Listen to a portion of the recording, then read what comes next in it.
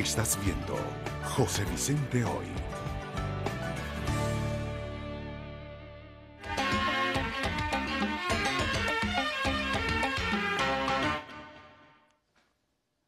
Mi invitado de hoy, Tarek William Saab. Nada más y nada menos. Muchas gracias. Soy Vicente. Te pregunto, Tarek. ¿Está en sus cabales un presidente de la República, un jefe de Estado, que se atreve a decir en un discurso público, en un mitin, que uno de sus objetivos es acabar con el socialismo? Y además se dirige a las Fuerzas Armadas Nacionales venezolanas, pidiéndole que traicionen al jefe del Estado, al presidente constitucional de la República. ¿Está realmente en sus cabales ese personaje? Me refiero, obviamente, a Donald Trump. Muchas gracias, José Vicente, por esta invitación en un momento histórico, yo diría uno de los más cruciales que vive la República Bolivariana de Venezuela en décadas. Un poco se me asemeja a esas horas que planearon, fuimos tú y yo testigos de primera línea, el 11 de abril del año 2002, ¿no? Por todos los debates previos y posteriores. Y presiento que como en aquella oportunidad vamos a salir victoriosos. A mí me da la impresión que en el caso del presidente de los Estados Unidos, él quiere darle continuidad a una política que ha tenido antecedentes, para no irnos muy lejos, o sea, para no irnos a los años 50, 60, de la era de Reagan. Un discurso altamente explosivo y luego con hechos drásticos, terribles. Por lo tanto, no creo que sea un hecho circunstancial, o sea, que pueda observarse como algo accidental. Pienso que forma parte de una política donde, cuando asume un sector extremista la presidencia de los Estados Unidos, no es que no lo haya sido Obama. Obama arranca toda esta historia contra Venezuela con esa orden ejecutiva tristemente célebre dictada en el año 2014, que se inician las sanciones, etcétera. Luego hablaremos de eso. El impacto negativo que ha causado. Por lo tanto, pareciera que cuando se acerca una época electoral, cuando hay un tiempo previo a una elección en los Estados Unidos, quien ocupa la presidencia quiere llevarse como un trofeo de haber ocupado, invadido y masacrado un país. Fíjate tú que lo han hecho hasta los demócratas. En la era Clinton y en la era Obama se dieron ocupaciones militares, para no hablar de Bush, fíjate, Reagan, Bush. Es decir, no veamos esto como algo descontextualizado. Ahora, definitivamente tú crees que Trump tiene ese propósito. Yo veo que él obedece a esa línea, ¿verdad?, de actuación. Por eso esos mensajes en esos discursos. Por eso son mensajes donde en el año 2017, yo recuerdo que lo denuncié tempranamente en una alocución que me tocó dar en la alcaldía de Barcelona, cuando cumplió Barcelona aniversario de la pretendida y planificada y muy lamentable, en el caso de venezolanos que aplauden eso, pareciera que no tienen familia, hijos, nietos, de posible intervención militar a Venezuela. Lo dijo Donald Trump tempranamente, en el año 2017, que no descartaba una opción militar contra Venezuela. Entonces, si tú observas lo que han hecho sus antecesores, te hablé de Reagan, pero te hablé también de Bush. ¿Bush acaso no fue el que planeó inicialmente el golpe de Estado contra Hugo Chávez, y al no triunfar el golpe de Estado contra Hugo Chávez, para apoderarse de nuestras riquezas petroleras? Señores y señores, eso es lo que en el fondo está de por medio. Nuestro coltán, nuestras aguas, la posición estratégica que tiene Venezuela a nivel lo que significa geopolítico. Vean ustedes nada más el mapa de Venezuela en América Latina, donde está ubicado. Fachadas al Mar Caribe, a todos lados. Ocurre entonces que no le resultó aquel plan a Bush de derrocar al presidente Hugo Chávez y entonces invade a Irak. Acuérdate que fue casi que inmediatamente después. ¿Cómo quedó Irak? Yo estuve en Irak antes y luego de la invasión. Sinceramente, es un país destruido, sus refinerías totalmente ocupadas por transnacionales petroleras estadounidenses. En el caso de Libia, igual. Me tocó estar antes de la invasión a Libia y luego. Sinceramente, el desastre de lo que significa esa sola palabra, no descartamos una opción militar contra Venezuela. Pudiéramos citar a Churchill, sangre, sudor y lágrimas, es lo que se derramaría en este país. Por lo tanto, estamos, fíjate tú, en un momento donde se usa mucho ese tipo de amenaza, como tú la señalaste, José Vicente. Ahora, fíjate. Con el pretexto de una ayuda humanitaria que lo que trae es tanques, aviones, metralletas, bombas, balas, etcétera. Fíjate, volviendo a la pregunta inicial que te hice. Sí.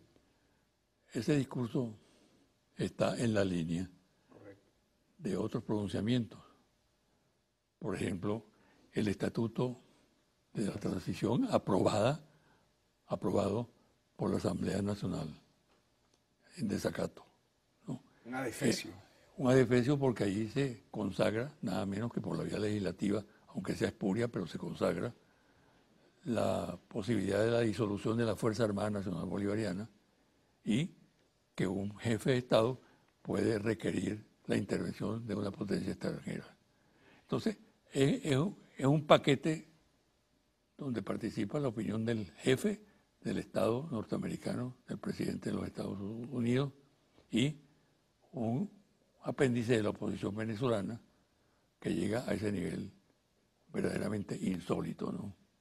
De plantear en un documento emanado de ese organismo la posibilidad de disolver la Fuerza Armada Nacional Bolivariana, por un lado, y luego de pedir ayuda al extranjero para cualquier aventura aquí. Fíjate. ¿Cómo?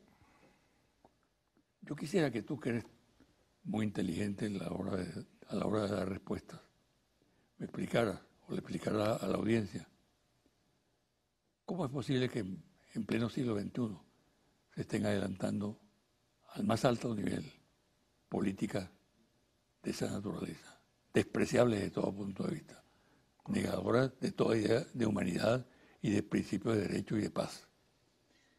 Bueno, mira, siguiendo el hilo inicial de tu interrogante sobre el discurso, por cierto, reciente de Trump en Miami, ahí lo volvió a decir, que no descartaba una opción militar contra Venezuela. Es reincidente, ¿no?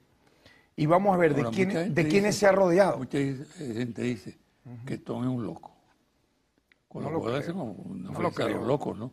No lo creo, porque tal vez la cuestión del marketing, de lo que buscan, y con esa cuestión, fíjate tú, él pierde las elecciones en los Estados Unidos. Es bueno que se sepa en Venezuela lo siguiente. En Estados Unidos, quien gana una elección, en el caso de Trump, él no ganó la elección. El voto popular lo obtiene Hillary Clinton, le gana con más de 2 millones de votos. Pero no es presidente quien gana una elección por mayoría de votos en los Estados Unidos. Gana quien llegó de segundo lugar. ¿Por qué? Porque ellos tienen el subterfugio de los colegios electorales.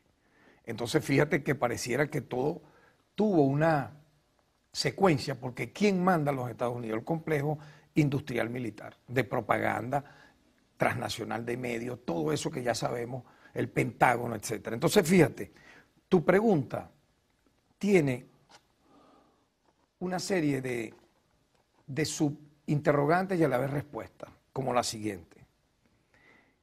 Supuestamente Venezuela no es una democracia, pero aquí se hizo una elección en el año 2018, en mayo, recordemos todos, participó quien fue jefe de campaña electoral de nada más y nada menos, Capriles Radosca, residente candidato electoral varias veces, derrotado por Chávez, luego derrotado por Maduro, me refiero a Henry Falcón, O sea, era un prototipo, era el llamado, la esperanza opositora en su momento, y perdió una elección. Ese CNE... Perdió con 2 millones de votos, que no es tontería, ¿no? Ajá. Los 2 millones de votos con la que Hillary Clinton le ganó a Obama, pero a Trump, pero no es Hillary Clinton la presidenta de los Estados Unidos.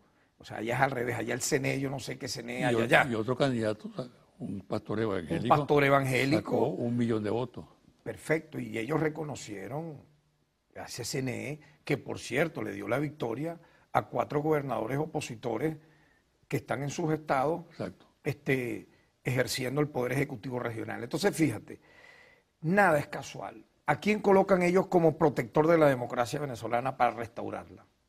Yo quiero, de verdad, responderte con datos. A Elliot Abrams, nada más y nada menos que el hombre que en la época de Reagan, por eso no te hablé de Reagan por casualidad, nada más y nada menos bañó de sangre a Centroamérica. ¿Por qué? Porque él apoyó, este señor, que nos han colocado como el protector nuestro ahora, el que viene a restaurar nuestra democracia.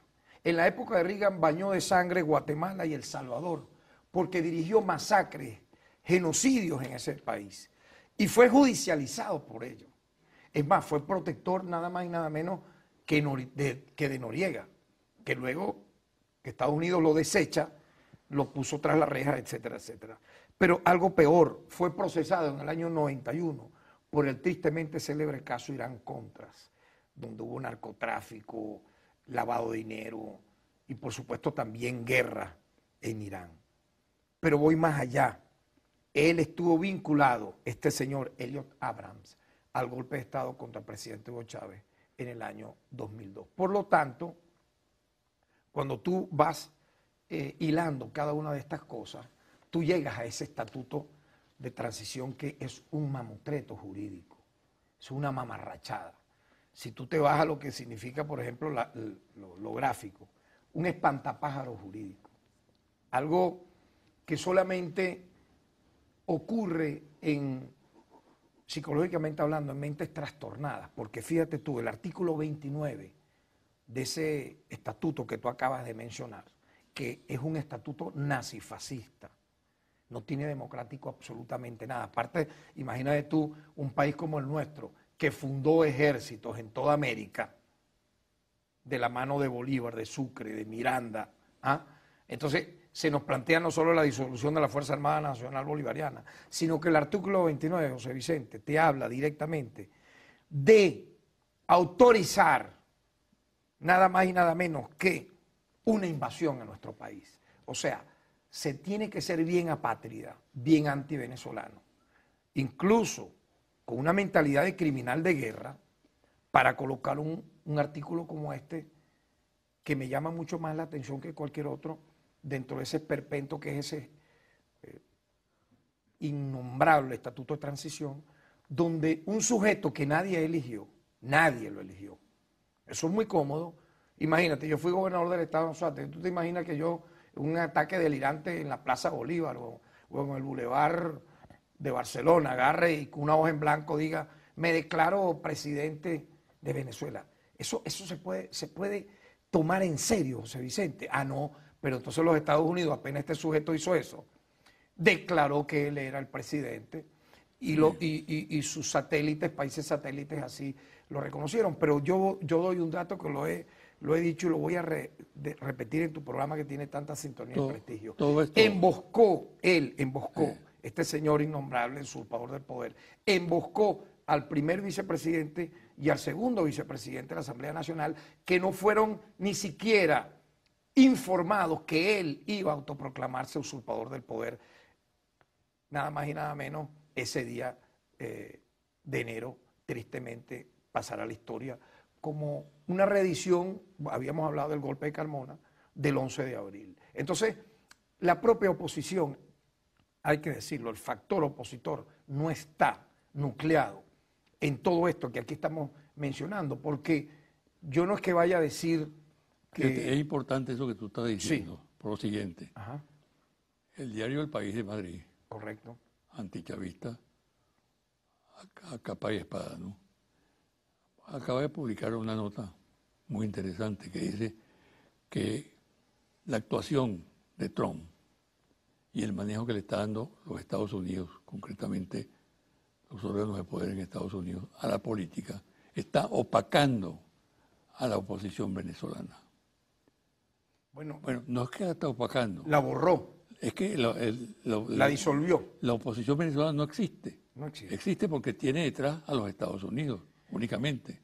Ahora, ¿tú crees que se puede hacer Y política? fíjate tú que el discurso de Trump está en la misma línea del estatuto que estamos conversando. Claro, porque yo lo dije en su momento. Ese estatuto, esa mamarrachada jurídica, es como una extensión de aquel vulgar decreto de Carmona Estanga, donde un cobarde que se autoproclamó procurador lo leyó y había una jauría de gente ahí gritando, te queremos, Pedro, aquellas imágenes totalmente repugnantes, repudiables. Esperpénticas. Totalmente, ¿no? Que pudimos presenciar. Yo pude verla preso en la DICIP el 12 de abril. Yo recuerdo que estaba allí detenido, privado de libertad, teniendo inmunidad, ni ante juicio de mérito ni nada. Y de pronto sale este sujeto diciendo todo esto y un comisario golpista que estaba ahí de investigaciones me dice, bueno, ya usted no es diputado, pase de esta oficina ahora a los calabozos. O sea, en el momento que se disuelve la Asamblea Nacional. Ese estatuto es peor que el decreto de Carmona porque llega al nivel, repito, yo quiero decirlo, vergonzoso, de autorizar una invasión militar contra Venezuela, donde las bombas cuando caen, yo lo he dicho, y cuando acribillan casas, no dicen, esta es la de un chavista, esta es la de un antichavista, esta es la de un militante del PSUV, esta es de un militante de Acción Democrática o de COPEI, no. Ahí caen inocentes en cantidades industriales y Venezuela repudia eso. Yo quisiera que hiciéramos una encuesta, José Vicente, y preguntásemos qué venezolano está de acuerdo con que invadan este país y coloquen en toda nuestra refinería gerentes, como era antes en la Cuarta República, de origen estadounidense y dirijan nada más y nada menos que las operaciones petroleras, que eso es lo que quieren ellos finalmente. O sea, seamos sinceros, que la refinería de allá de Anzoátegui, en José, que en Falcón, en el Zulia, no la estén dirigiendo venezolanos, más allá de los errores que han habido, que por cierto, los hemos judicializado con el Ministerio Público, hay más de 100 gerentes de ellos, después hablaremos en tu programa, detenidos por haber comprometido la economía venezolana, pero aquí sería algo peor. O sea, prácticamente es la disolución del Estado, lo que es ese estatuto de transición, la privatización del agua, de la luz, de la electricidad. Yo quisiera que quienes están abogando ahorita en Cúcuta y hablan de Colombia como el país modelo, vayan y vean la expoliación que los grupos elitescos oligárquicos colombianos le hacen al pueblo de Colombia y cuánto cuesta allá. Allá no hay subsidios como aquí, ni de la luz, ni del agua, ni de los alimentos. Allá no es que está dolarizado la economía, está hiperdolarizada, con niveles de hambre y miseria imposibles de creer y de violaciones masivas de derechos humanos, donde tú que eres periodista, José Vicente, lleva el récord a nivel mundial de periodistas y de activistas de derechos humanos asesinados solo por ser dirigentes comunitarios, por defender derechos de campesinos, derechos de indígenas, en un número cercano a los 500. Se equipara a lo que era México antes de llegar López Obrador. Entonces, ocurre también que uno tiene que ser didáctico y dar estos datos. Lo que ha significado, por ejemplo, el bloqueo financiero, José Vicente, contra Venezuela, a partir del año 2013. Quiero, Tarek, que hagamos una pausa. Correcto. Y al regresar, toquemos un tema que ha sido tema bandera tuyo, que es la lucha contra la corrupción. Con mucho gusto. ¿Okay?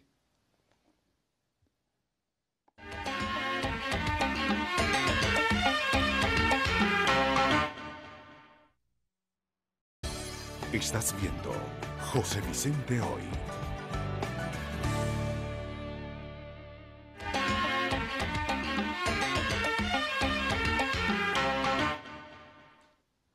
Tarek, tú tienes una actitud emblemática desde el punto de vista ético, moral, en el ejercicio del importante cargo que tienes en tus manos. Me refiero a la lucha contra la corrupción, un flagelo impune totalmente en este país, con una poderosa raíz histórica y con la complicidad de buena parte de las personas que han pasado por el Ministerio Público. Tú has reivindicado el ejercicio de la justicia en Venezuela. Y por eso quiero preguntarte en este momento, ¿a qué altura está esa lucha que tú emprendiste? Y darme algunos datos de verdad, para el público. muchísimas gracias por tu valoración. Viniendo de ti, de verdad, lo siento como un estímulo a seguir adelante y a ser uno de tus más solidarios y leales compañeros de viaje. En nuestra época, los 70, 80, que compartimos lucha en pro de los derechos humanos. Yo vinculo la lucha contra la corrupción como una lucha en pro de los derechos humanos. El hecho de que tú judicialices y lleves en este caso, a la privativa de libertad a estos sujetos es una reivindicación de los derechos humanos, porque son unos expoliadores, son unos saqueadores del erario nacional. Y tuve la intuición, cuando la Asamblea Nacional Constituyente, el 5 de agosto del año 2017, me designara fiscal general de la República, que esa bandera había que levantarla en un momento crucial para la historia venezolana. Y lo hicimos con todos los riesgos que podía uno imaginar y las amenazas, sobre todo, fíjate tú qué cobardía, de empresarios privados. ¿Por qué crucial? Porque el país venía de una gran decepción. Uno tiene el olfato político. Recuerda que independientemente de los cargos de Estado que uno ha tenido, yo comienzo a militar en las luchas populares y revolucionarias a los 14 años de edad. Antes era así. Antes tú entrabas a un liceo y militabas. En este caso, o en la izquierda tradicional, el MAS, el MIR. En la izquierda revolucionaria estaba el PRD Ruptura, estaba el CLP, Bandera Roja. Y entonces, bueno, yo me vinculé pues a las luchas populares en esa época, años 76, 77, Comité de Defensa de Derechos Humanos. Y nuestra intuición nos llevó a que era el momento de reivindicar no solamente esa lucha, sino que el Ministerio Público dejara de ser, José Vicente, y lo vuelvo a decir aquí, el cartel de corrupción, la mafia más grande de corrupción que ha podido conocer la historia republicana en los 10 años que tuvo en sus manos, la innombrable, yo ni la nombro, no vale la pena, pero sí denuncio que vive muy cómodamente en Bogotá, rodeada de paramilitares. Allá la cuidan paramilitares asesinos, personas que tuvieron sus manos bañadas de sangre. Bueno, entonces esa gestión pulverizó el MP. ¿Qué era el Ministerio Público? Nada, era la nada. Incluso, tú lo conversamos, ¿qué hizo Serpa Arcas en el Ministerio Público? ¿Qué hizo Escobar Salón más allá del saludo a la bandera final? Porque él tuvo en sus manos reivindicar, por ejemplo, las violaciones a derechos humanos que hubo con el Caracazo y no lo hizo. Ahí no judicializaron a nadie. Más bien, el juez que quiso, Saúl Rombrach, reabrir el caso de la peste, lo destituyeron de la fosa común de la peste en el año 89, para que veas cómo era. Tuvo que venir Hugo Chávez en el año 99 y reabrir los casos de violaciones a derechos humanos ocurridas en el Caracazo, donde se usó la Fuerza Armada para masacrar a miles y miles de venezolanos. Entonces, obviamente teníamos que actuar de una manera contundente para ir poco a poco. Es un trabajo que estamos haciendo, tenemos solo año y medio ahí, depurar el Ministerio Público, dar esa ética de la cual tú hablabas, el decoro, la honra, y eso ha traído resultados. Si me permite, la ley entra por casa. Nosotros en este momento, y es triste esto que voy a decir, tenemos 40 fiscales privados de libertad. Oiga bien, usted, ciudadano y ciudadana, 40 exfiscales privados de libertad, entre ellos 2 exfiscales superiores, la que fue fiscal superior en Bolívar y en Yaracuy. ¿Por qué? Porque lamentablemente utilizaron esos cargos para la extorsión, para la delincuencia. Y yo he dicho, no serán los únicos, irán cayendo muchísimos más lamentablemente, porque no podemos permitir ello. Entonces el balance pareciera un poco impresionante, ¿no? Si tú lo dices así a rajatabla, ¿no? 20 tramas de corrupción, nada más y nada menos, en la industria petrolera hemos nosotros judicializado. Más de 100 funcionarios de la industria petrolera privados de libertad, entre ellos 24 altos gerentes y lamentablemente 2 exministros que violentaron la confianza que les depositó el presidente jefe de Estado Nicolás Maduro, quien ha sido, por supuesto, en este caso, en esta lucha que he librado, no solo nuestro principal aliado, sino, vamos a decirlo así, estimulador, pues como tú ahora, de seguir adelante, porque recordemos que el Ministerio Público, y así lo manda la Constitución, lidera la acción penal, no solo en Venezuela, en el mundo entero, porque si no, entonces la lideraran los bufetes de abogados, o una de dos, o la lidera el Ministerio Público, o la lidera los bufetes de abogados. Nuestra Constitución fue muy sabia, es el Ministerio Público, no los bufetes de abogados, el que va a defender y al mismo tiempo querellarse, o sea, arte y parte, pudiera entonces cuadrar con un juez y finalmente no va a haber nunca justicia de ningún tipo. Ocurre entonces que han sido aprehendidas, José Vicente, 1.230 personas, no solamente por casos de PDVSA, sino también legitimación de capitales. Se han realizado 1.423 acusaciones. Se han obtenido, tú me dirás, ¿y las condenas? 915 condenas, casi 1.000 condenas en este año y medio.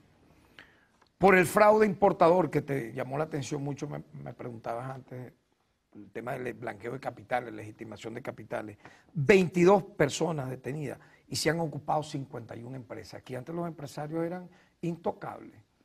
Aquí, ¿por qué? ¿Por qué tienen que ser intocables? ¿Por qué puede haber, suponte tú, judicializado un funcionario público? No, y un empresario no, le salen cientos de padrinos.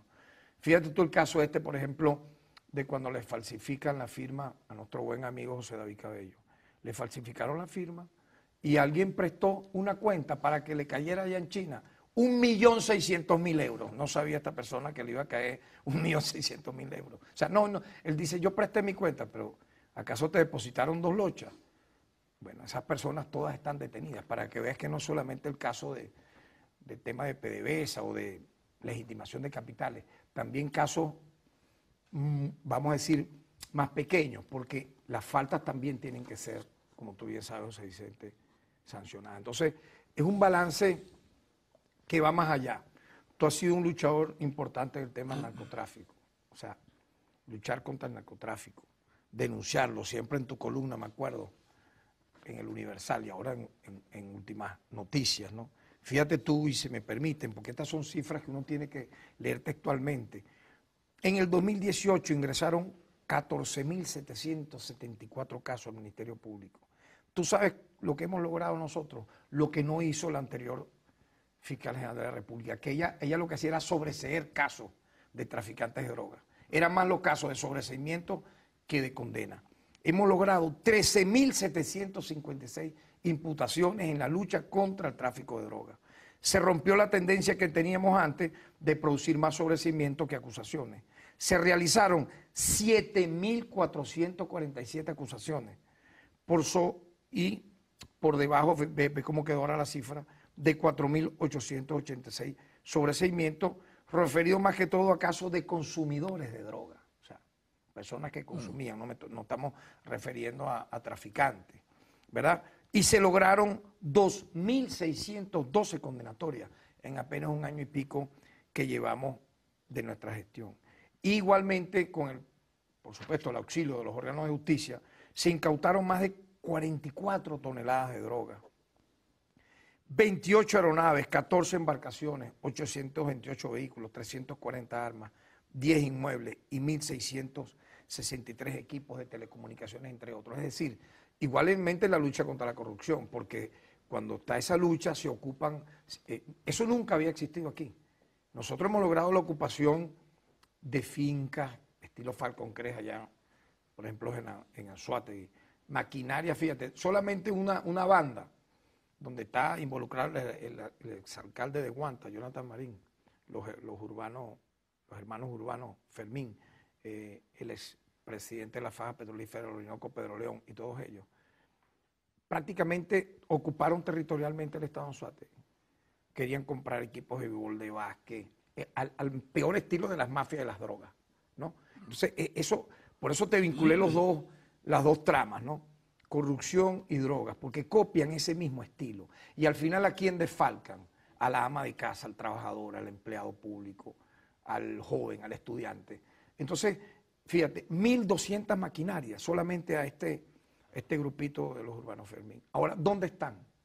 Viven en Estados Unidos. Uno de ellos está aquí privado de libertad, pero dos están allá. Hemos solicitado su extradición. ¿Por qué no lo entregan los Estados Unidos? Que habla de la lucha contra la corrupción. Muchos de esos prófugos empresarios están allá. Otros los hemos detenido. Hubo un caso reciente de un ciudadano de origen italiano, Micale, un desfalco de casi 2.000 millones de dólares. ¿Quién fue su padrino? Pedro León y todo este grupo que te estoy mencionando, donde estaba el alcalde de Gualta, el señor Pedro León, y toda esa gerencia de PDVSA detenida. Pero no son solo ellos, ojo. Te estoy hablando de casos muy simbólicos, muy emblemáticos. ¿Antes los tocaban, José Vicente? No. Es más, ellos amenazaban, ellos chapeaban este tipo de gente con policías, con guardaespaldas. ¿A quién? Mira, me gustó esta finca, me gustó esta fábrica. ¿Y tú sabes lo que hacían? Obligaban al verdadero dueño a vendérsela a precio de gallina flaca, para que tú veas cómo esto es tan terrible, ¿no? Entonces, detrás de un corrupto, suponte tú, funcionario público, está un corruptor empresario. Y todo ese entramado donde hay, lamentablemente, fiscales que hemos detenido, jueces, etcétera. Por lo tanto, es una lucha, y yo agradezco de verdad que, no sé, dentro de todo lo que estamos conversando, podamos hablar de ello, cómo hemos levantado esa bandera que parecía muy oscura, muy oculta, y que tiene que seguir su curso. O sea, esto no queda aquí, esto tiene que seguir su curso, y el Ministerio Público, tenga esa confianza, José Vicente, va a seguir cumpliendo ese rol. Ya para concluir la entrevista, quiero que tú abordes lo siguiente, ¿no? En este momento el pueblo venezolano como tal, el pueblo, está fuertemente golpeado por las medidas que sancionan en Estados Unidos prácticamente a la economía venezolana, ¿no? El pueblo venezolano es el sostén fundamental de la democracia venezolana. Correcto. Del proceso revolucionario. Y el otro pilar de esa estructura son las Fuerzas Armadas. Y yo agregaría que las también, instituciones democráticas, exacto, los poderes públicos nacionales. La Fuerza Armada está sometida en este momento a un bestial ataque, pues, por todos los medios, ¿no? De descrédito de los mandos militares, de descrédito de los familiares de los militares, algo que realmente no se había visto en Venezuela. Ahora, ese binomio pueblo-Fuerza Armada es fundamental para el sostenimiento del sistema democrático, ¿no? ¿Qué piensa el fiscal? ¿Qué piensa una persona tan compenetrada con estas luchas y con estas definiciones políticas acerca de lo que está ocurriendo en este momento? Uno tiene que mantener la dignidad, el honor, el decoro, rescatar esos conceptos, mantener la moral en alto, ¿sabes? Uno tiene en este momento más bien que dar un paso adelante, no ponerse de lado, no buscar que si el plan B sea. A mí me preguntan, oye, ¿tú no tienes un plan B? Amigos que lo quieren a uno, ¿verdad? Amigas, familiares, preocupados por la integridad que uno tiene, pues. Tengo hijos, familia, seres queridos. Y cuando vieron a este sujeto, John Bolton, que es amigo de Abrams, o sea, son socios en genocidios y crímenes. Fíjate que... Pertenece a la pandilla. Sí, lamentablemente, ¿no? De un grupo que se apoderó del poder, que forman parte y representan ese terrible complejo industrial militar, yo agregaría propagandístico, que tomó el poder. Tomó el gobierno de Trump y es el que está acelerando toda esta serie de ataques contra nuestro país. Bolton apenas nosotros en un acto de justicia, que es mi competencia como fiscal general de la República, solicitamos unas medidas cautelares contra quien se autoproclamó sin que nadie lo eligiera, ¿verdad? Jefe de Estado, y eso agarró. El pueblo venezolano es tiene un gran sentido del humor. Aquí se están autoproclamando embajadores. Vi a Roberto Hernández Montoya, se proclamó embajador en Francia, creo, se autoproclamó. Pero más allá de ese humor del venezolano, esto es una cosa muy seria. Fíjate que nosotros solicitamos esa medida y ¿qué hizo al segundo? Es que fue impresionante. Colocando yo las solicitudes contra este usurpador, 3, que prohibición de salir del país, de enajenar y grabar y bloqueo de cuentas, y me amenazó de muerte, públicamente. Que yo me atuviera a las consecuencias graves por haber hecho eso ante el TCJ. Bueno, señor Bulto, nosotros no le tememos ni a usted, ni a esa, vamos a decir así, guerra psicológica que hoy cunde contra nuestro país. Porque tras ello está el bloqueo financiero, y gracias por haber hecho la pregunta. Tú hablaste del editorial del País de España. Yo te puedo hablar también del editorial del New York Times en Estados Unidos, que es vocero nada más y nada menos que del estamento más hiper recalcitrante contra nuestro país. ¿Qué ha dicho el New York Times sobre el bloqueo y las sanciones económicas que Estados Unidos le ha impuesto a Venezuela? Que no ha afectado al gobierno, ha afectado a los venezolanos, a los ciudadanos, a las ciudadanas. Lo ha dicho el New York Times, no lo ha dicho, en este caso, un moderador estelar como tú en el programa José Vicente hoy. Lo ha dicho nada más y nada menos que el New York Times. Pero yo voy más allá. Nosotros tenemos aquí un centro de estudio latinoamericano de geopolítica. ¿Tú sabes cuál ha sido el daño del bloqueo financiero que los Estados Unidos le ha impuesto a nuestro país? Del año 2013 al 2017, casi 5 años. 350.000 millones de dólares. Esas cifras se tienen que decir. Estas cosas se tienen que difundir. O sea, dígame usted, ¿es asfixiar la economía venezolana para causar lo que hemos visto, malestar de mucha gente para obtener una medicina, para obtener comida? Pero, ¿por qué no se dice esto? ¿Por qué quienes hablan de toda esta serie de déficit que ocurre muchas veces en nuestra economía no dicen que ese bloqueo nos ha causado una pérdida, óigase bien, una pérdida irreversible de 350.000 millones de dólares? Que yo te diría, cada venezolano entonces ha perdido 13.400 dólares en estos 5 años.